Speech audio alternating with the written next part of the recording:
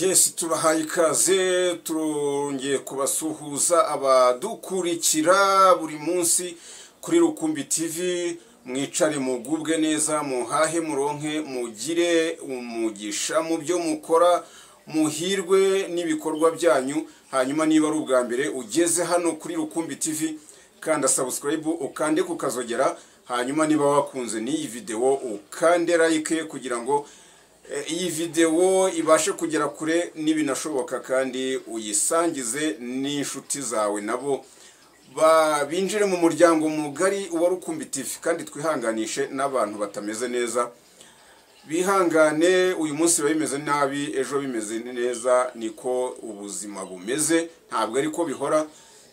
Hanyuma dutangira iki kiganiro cyacu, reka dutumikire umuvandimwe wadutumye atubwira ati nyamuneka kuri Rukumbi TV mumbwirira abanyarwanda ibijyanye n'izi serivisi zanjye.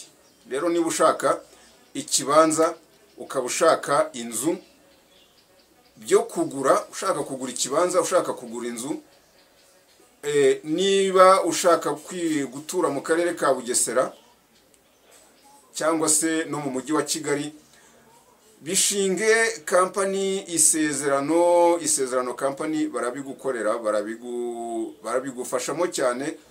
Isezerano company rero yaje ari igisubizo ku bantu bakeneye ibibanza, ku bantu bakeneye amazu, ndetse niyo waba ushaka imodoka yabo yo gukodesha cyangwa kugura. Isezerano company bahita babigufashamo cyane rwose byihuse, hanyuma ikibazo ufite kigakemuka. Bahamagare rero, ni kuri nimero iri aho ngaho muri description, murayibona Isezerano company. Hanyuma ubahamagare ubabwire uti ndashaka ikibanza kingana gutya, kiri aha ngaha, kiri aha naha, ndashaka inzu yubatse gutya, ingana gutya, yubatse aha naha, yubatse mu karere aka naka, yubatse mu mujyi uyu n'uyu. Isezerano company nako kanya umurabyo uratinda. Hanyuma ibiganiro byacu ntago tujya dutinda, dukubita tubangura. Uyu munsi tubafitiye abahanzi batandatu bazimijwe na management yabo. Abahanzi bazimye kubera management yabo.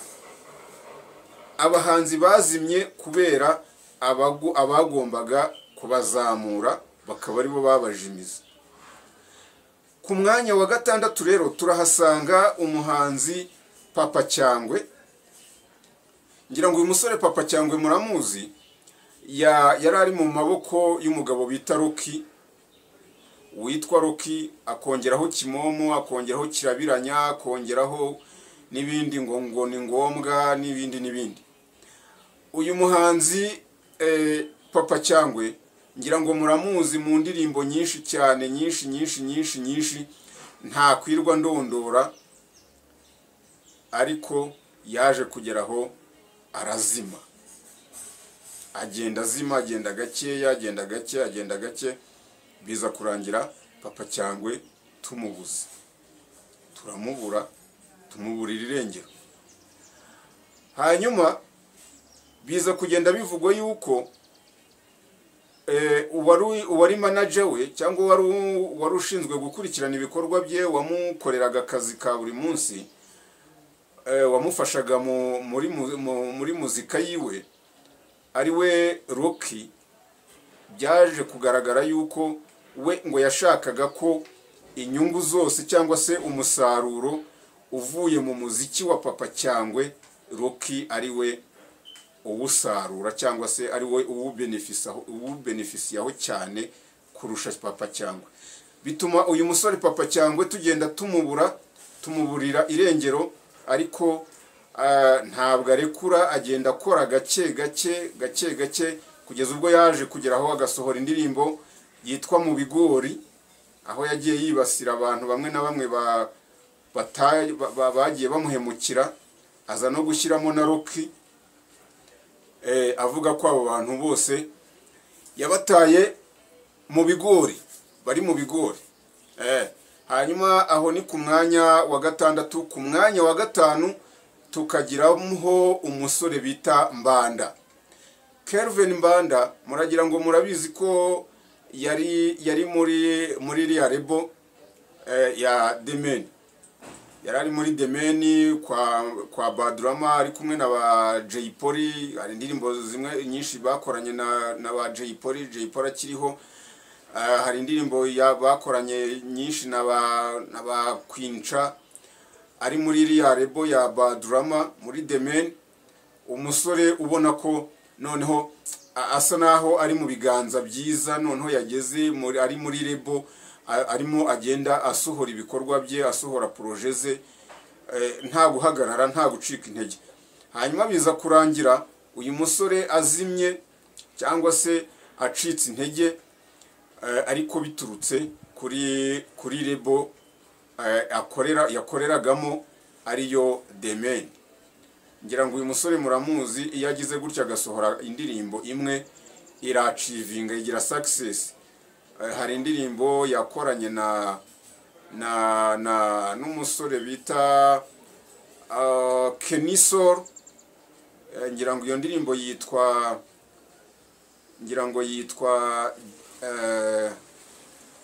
ngo iki, ntago nyibuka neza, hashize iminsi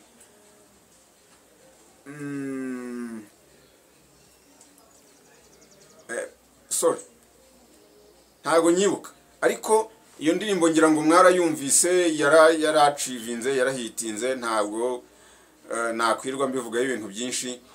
Ariko uyu musore intege nkeze yazicitse kubera management ye. Hanyuma ku mwanya wa 4 turahasanga Niyo Bosco. Niyo Bosco muramuzi mu ndirimbo nyinshi. Jewe kubera ko ziriya ndirimbo zaba ari abatipe, ziba ari nyinshi kandi ziba zagiye zinahitinga cyane, nyuma zikaza kugenda zigahita zibagirana, hagasohoka izindi nshyashya, niyo mpamvu muzajya mubona zimwe na zimwe nkunda kuzibagirwa, simenye ngo iyi ndirimbo yitwa gutya, ngo iyi ndirimbo yitwa gutya.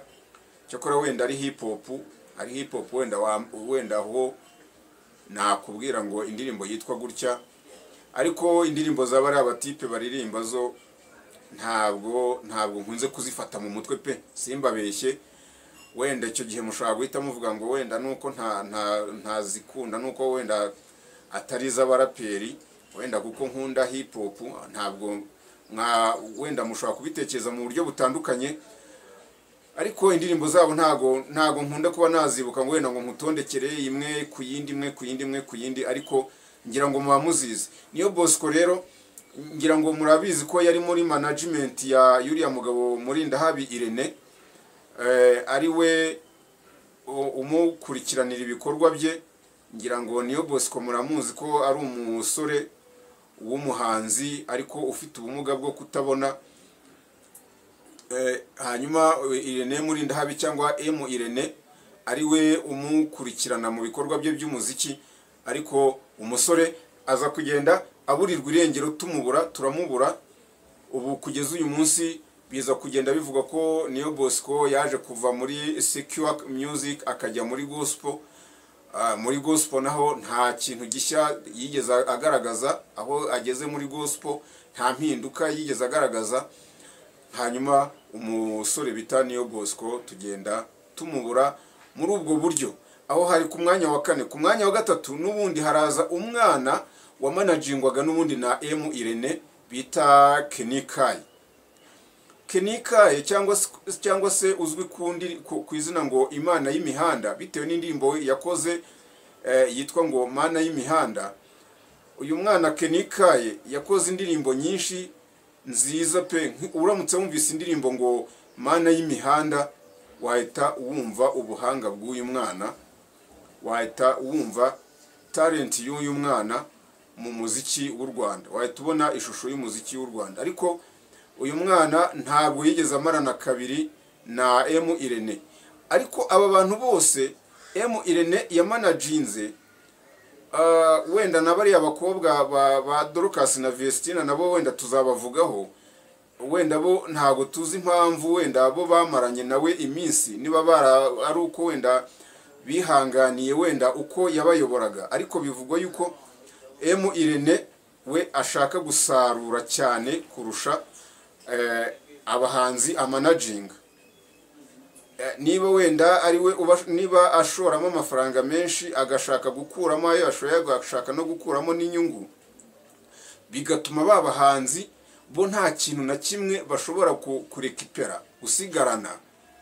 Ubigaragare ko nawe umuziki akora hari akamaro umumariye, bashobora kuba ari cyo bapfa, ariko cyangwa se n'abantu bakora management muri rusange ushobora gusanga ari cyo kintu bagenda bapfa n'abahanzi ba managinga. Ariko aba ni abahanzi bagiye bazimwa cyangwa se bagiye bareka umuziki kubera management y'ababa managingaga, kubera management y'ababa managingaga, bigatuma bacika intege bakava mu muziki bakawuvamo batawukomeje, kubera management yabaga ibafite mu biganza. Aho ni ku mwanya wa gatatu. Ku mwanya wa kabiri tuhafite uyu mukobwa Marina. N'ubundi Marina murabizi ko yari muri Demain, yari kumwe na wa musore twavugagaho Mbanda. Hanyuma yarakoraga pe, murabizi mu ndirimbo Umusaraba wa Joshua yakoranye na Jay Polly, murabizi indirimbo nyinshi twigeze no kuvugaho mu biganiro byacu byatambutse, aho ari kugenda azikorera ariya prod, yongera za prodinga kuri YouTube channel ye. Ntazi ibibazo byabayeho wenda kugira ngo abe arimo ayongera kuzaprodinga bundi bushya. Ariko Marina muramuzi mu ndirimbo nyinshi zitandukanye. Marina n'umukobwa uzi kuririmba, n'umukobwa ufite public imukurikirana cyane, ariko yaje kugenda acika intege, yaje kuzima bitewe na management ye, bitewe n'abari bamubereye manager. Ubwo ni Demain, ubwo ni Badurama, n'itsinda rye riyoboye Demain. Hanyuma Marina aza kugenda acika intege, akaba ari ku mwanya wa kabiri w'abahanzi bagiye bazimwa cyangwa se bacibwa intege na management yabo. Ku mwanya wa mbere turahasanga umukobwa witwa Queen-Cha. Uyu Queen-Cha murabizi yakoze indirimbo nyinshi cyane kandi nziza. Queen-Cha yagize fame rwose pe, iri hejuru. Hanyuma nyuma yabwo aza kwinjira muri Demain, aza kujya muri management ya Badurama, aza gukora indirimbo zitandukanye akorera muri Demain. Hanyuma biza kurangira Queen-Cha aburiwe irengero. Queen-Cha mbese aza kurangirana na Demain, yajyanye na Demain nawe ntabwo ikivugwa. Hanyuma Queen-Cha kuri uyu munsi akaba ari ku rutonde rw'umwanya wa mbere mu bahanzi bazimijwe na management yabo. Ngayo nguko rero, niba utarakanda subscribe uyikanda uyu munsi, nicyo gihe, ntabwo bigoye, ni amasegonda 2 ugakanda kuri subscribe, ugakanda kukazogera kugira ngo ibiganiro byacu bijye bikugereraho igihe. Ibiganiro byacu rero nakagaruka. Iyi ni Rukumbi TV, turabakunda kandi tubifuriza ibyiza byinshi.